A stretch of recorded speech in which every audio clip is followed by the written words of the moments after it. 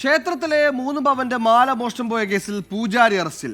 തിരുവനന്തപുരം മണക്കാട് മുത്തുമാരിയമ്മൻ ക്ഷേത്രത്തിലെ പൂജാരി അരുണാണ് അറസ്റ്റിലായത്. ഇതേ പൂജാരിയെ നേരത്തെ മറ്റൊരു കേസിൽ കസ്റ്റഡിയിലെടുത്തത് വലിയ വിവാദമായിരുന്നു.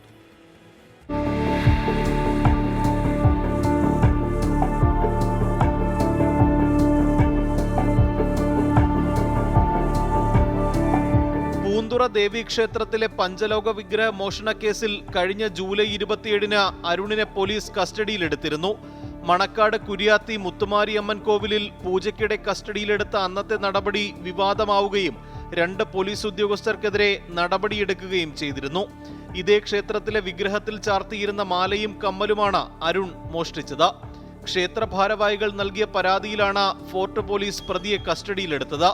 ചോദ്യം ചെയ്യലിൽ സ്വർണ്ണാഭരണങ്ങൾ പണയപ്പെടുത്തിയെന്ന പ്രതി മൊഴി നൽകി. ജാമ്യമില്ലാ വകുപ്പ് പ്രകാരമാണ് കേസ്.